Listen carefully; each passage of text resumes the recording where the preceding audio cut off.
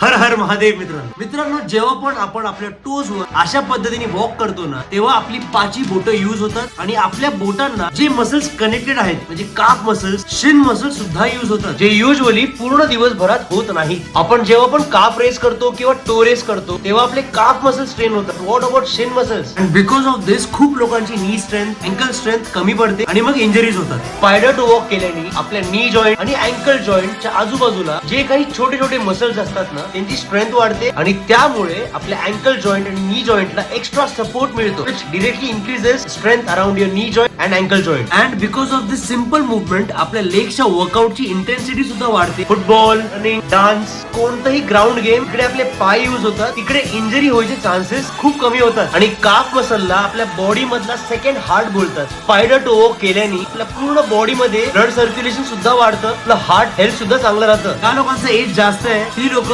बॉलचा सपोर्ट घेऊन मुवमेंट बिंदास करू शकता त्या पायाची स्ट्रेंथ वाढवण्यासाठी. गेली फक्त 3 ते 4 मिनिटं हे स्पायडर टू वॉक करा आणि आपल्या पायाची स्ट्रेंथ वाढवा. Stay fit, stay healthy, stay safe. Har Har Mahadev.